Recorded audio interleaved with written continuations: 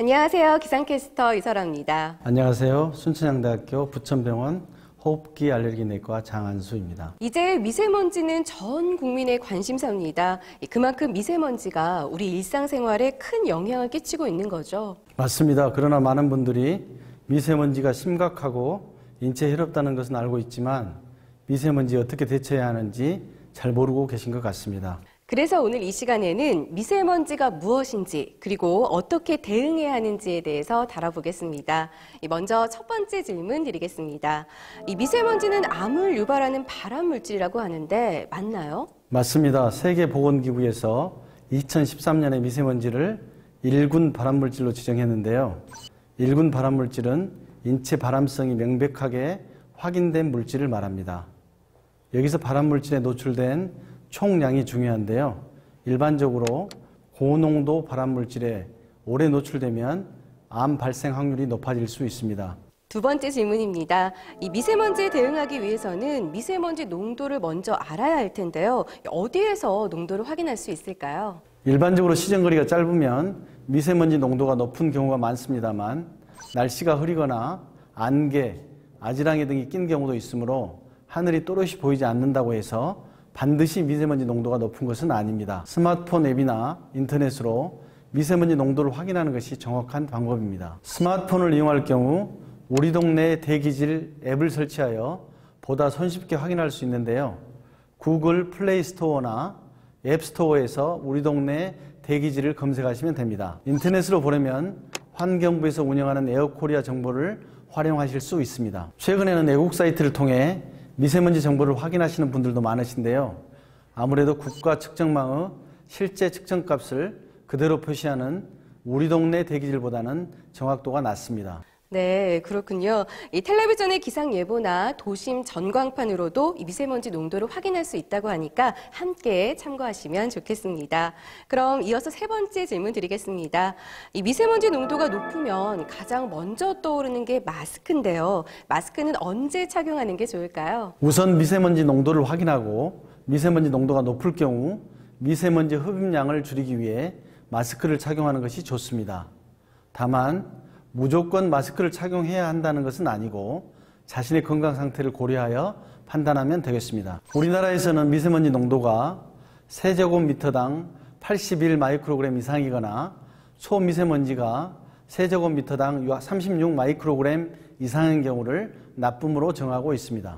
미국의 경우 초미세먼지가 어린이, 임산부, 노인 등 민간군은 세제곱미터당 36 마이크로그램 이상인 경우, 건강한 일반인은 세제곱미터당 56 마이크로그램 이상인 경우 건강 영향을 주의하도록 분류하고 있습니다. 또한 임산부, 영유아, 노인, 호흡기 심혈관 환자같이 호흡이 불편할 경우 마스크 사용을 중지하고 필요시 의사 등 전문가 상담이 필요한데요.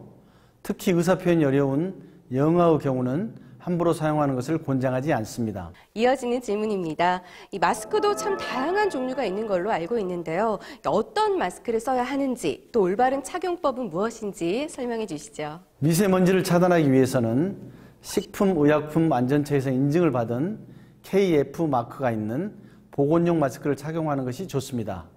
KF80, KF94, KF99와 같이 숫자로 미세먼지 차단 성능이 표시되어 있는데 KF80 정도로도 충분한 효과가 있다고 합니다. 이와 함께 올바른 마스크 착용법도 중요한데요. 잠깐 함께 살펴보시죠. 하나, 마스크 날개를 펼친 후 양쪽 날개 끝을 오므려 주세요. 둘, 고정심 부분을 위로 하여 코와 입을 완전히 가려주세요. 셋, 머리끈을 귀에 걸어 위치를 고정해 주세요. 넷, 양손가락으로 코편이 코에 밀착되도록 눌러주세요. 다섯, 공기 누설을 체크하며 안면에 마스크를 밀착시켜주세요. 다음 질문입니다. 실외의 미세먼지뿐만이 아니라 실내의 미세먼지 역시 위험한 걸로 알고 있습니다. 이 미세먼지가 심한 날에도 실내 환기를 해줘야 하는지, 해야 한다면 얼마마다 해야 할까요? 기본적으로는 실외 미세먼지 농도가 나쁨 이상인 경우 자연 환기를 줄이는 것이 좋습니다.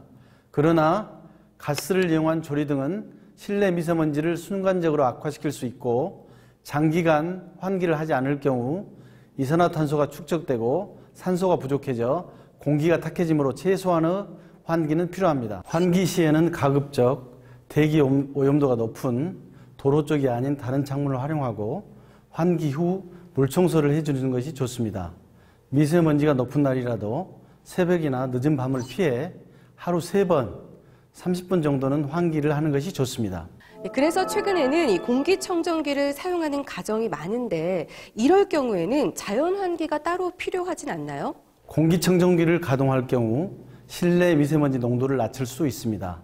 그러나 사람이 호흡을 하면서 밀폐된 실내에는 이산화탄소가 점차 축적됩니다. 따라서 공기청정기를 활용하더라도 적절한 환기는 필요합니다. 미세먼지를 줄이는 식물들도 있다는데 정말 효과가 있는 건가요? 실내 공기 중에 미세먼지를 줄이는데 효과적인 식물들이 발표되고 있습니다. 물론 이런 식물들이 공기청정기처럼 미세먼지를 빠르게 제거하지는 않습니다만 꾸준히 키우면 실내 공기질 개선에 효과가 있다고 알려져 있습니다. 자생식물 중에는 산호수, 팔손이나무, 넋줄 고사리 등이 있고요. 원예종으로는 벵갈 고무나무, 아이비, 수염, 틸란드시아 등이 있습니다. 네, 다음 질문입니다. 이 미세먼지가 높은 날에 고민이 참 되는 게 이 미세먼지가 심한 날에는 야외 운동을 해도 괜찮은 건지 알고 싶습니다. 가벼운 외출은 상관없습니다만 심한 운동 등 과격한 야외 활동은 삼가하고 실내 활동을 대체하는 것이 좋습니다. 활동량이 커지면 호흡량이 증가하여 미세먼지 흡입이 증가하므로 외출할 때에는 활동량을 줄이는 것이 좋습니다. 특히 어린이, 임산부, 환자, 노인 등은 미세먼지에 보다 많은 영향을 받을 수 있으므로 더욱 주의가 필요합니다. 그렇더라도 이 학교 행사나 부득이한 사정 때문에 야외 활동 등에 참석해야 하는 경우도 있는데 그럴 경우에는 어떻게 대처하는 게 좋을까요? 우선 학교나 어린이집 등에서는 대응 매뉴얼이 마련되어 있습니다. 매뉴얼에 따라 미세먼지 농도가 높으면 야외 행사가 변경되거나 취소될 수 있으니 미리 확인을 해야 합니다. 부득이하게 외출을 한 경우에는 집으로 들어가기 전에 옷과 신발에 달라붙은 먼지를 충분히 털고 들어가는 것이 좋습니다. 그리고 샤워, 세수, 양치질을 하여 몸에 남아있는 미세먼지를 제거하는 것이 좋습니다. 제가 알고 있기로는 이 고등어가 실내 미세먼지 농도를 높인다고 하는데요. 이 실내에서 고등어를 구우면 그럼 안 되는 건가요? 고등어가 미세먼지의 주범이라는 이야기는 대표적으로 잘못 알려진 이야기입니다. 우리가 일반적으로 이야기하는 미세먼지 문제는 실외 공기의 문제입니다. 다만 주방에서 고등어나 고기를 구울 경우 조리 과정에서 많은 양의 미세먼지가 발생할 수 있으므로 환풍장치가 적절히 실내 환기를 해야 합니다. 환기만 잘 하시면 얼마든지 고등어를 구워 드셔도 되고요. 고등어는 DHA처럼 몸에 좋은 성분이 많이 들어있고 맛있는 등푸른 생선입니다. 고등어 이야기가 나온 김에 이 미세먼지에 좋은 음식은 그럼 어떤 게 있을까요? 물이나 비타민이 풍부한 야채나 과일을 충분히 섭취하면 미세먼지를 배출하고 건강피해를 줄이는 데 효과가 있으니 꼭 참고해 주세요. 네, 지금까지 장한수 교수님과 함께 미세먼지에 대처하는 방법을 살펴봤습니다. 이제 미세먼지 어떻게 대처해야 하는지 조금 감이 잡히셨나요? 그러나 이렇게 지식을 쌓으셨더라도 실제 행동으로 옮기지 않으면 전혀 의미가 없겠죠. 조금 불편하고 번거롭더라도 하나씩 실천하다 보면 자신과 가족 그리고 우리 사회에 미세먼지 고민을 조금씩 떨쳐버릴 수 있지 않을까 생각해 봅니다. 네, 그렇습니다. 이 행동으로 실천하고 함께 해결해 나가려는 노력이 중요해 보입니다. 지금까지 순천향대학교의 장한수 교수님과 그리고 저는 기상캐스터 이설아였습니다.